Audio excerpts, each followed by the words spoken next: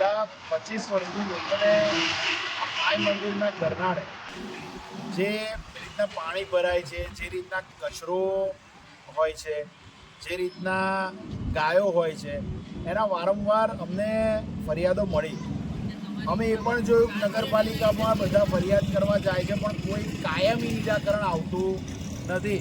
એટલે કાયમી નિરાકરણ લાવવા માટે અહીંના સ્થાનિકો જે છે એમના પ્રશ્નો પણ સાંભળ્યા કે શું પરિસ્થિતિ સવારે અને સાંજે થાય છે. જગ્યા સાફ સફાઈ કર્યા ગટરની તો બહુ આભાર છે. જે પાણી ભરાય છે અને માણસો પડે છે, બીજું કાંઈ થતું નહીં. એમાં બિચારા ઉંમરલાયક માણસ તો ઘેડાઓ ગાડીઓ લઈને નીકળે છે પડતા રહે છે. બસ એવી કરવા આવે છે કે આ રસ્તામાં હેરાન થાય છે પબ્લિક, પાણીનું કિચડ થાય છે, ગાયો ને બાયો બધી આગળ નીચે ઊભી રહે છે કનેડા નીચે. ગાડીઓ આવવાનો પડે છે અને કચરા વધારે થાય છે અને ગંદકી વધારે છે આ સ્ટેશન ઉપર, આ નડિયાદ માઈ મંદિર રોડ ઉપર. સાફ કરવા પડે તો કાંસ સાફ કરતા નથી. બીજું કે છેલ્લા 25 વર્ષથી આ જગ્યા ઉપર રોજ પાણી ભરાય છે.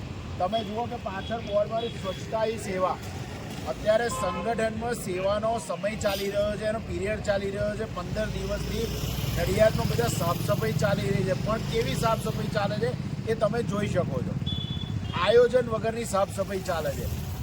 25 વર્ષથી નડિયાદમાં કોઈ પણ રાજકીય નેતા દ્વારા, સત્તા પક્ષના નેતા દ્વારા આ પ્રશ્નનું કાયમી નિરાકરણ કરવા માટે કોઈ પણ રજૂઆતો કરવામાં આવી નથી.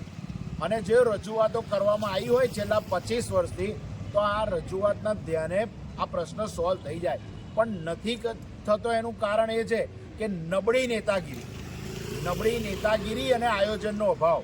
અને ચીફ ઓફિસર તો ખાસ કરીને 10 વાર આ રોડ ઉપર આવી ગયા હશે, આ લોકોના આવેદનો લીધા હશે, લોકોના પ્રશ્નો સાંભળ્યા હશે, પણ સ્થાનિક નેતાગીરીના અભાવના કારણે આ પ્રશ્નો સોલ્વ થતો નથી. એટલે આજથી અમે અહીંયાથી મુખ્યમંત્રીશ્રીને, શહેરી વિકાસને, પ્રધાનમંત્રી નરેન્દ્ર મોદી સાહેબને અમે લાગતા વળગતા દરેક જગ્યાઓ ઉપર આજથી અમે લેખિત લખાણ લખી અને આની ફરિયાદો કરીશું. અને જ્યાં સુધી આનું નિરાકરણ ના આવે ત્યાં સુધી અમે આ પ્રશ્ન પાછળ વારંવાર રજૂઆતો કરતા રહીશું. અમારો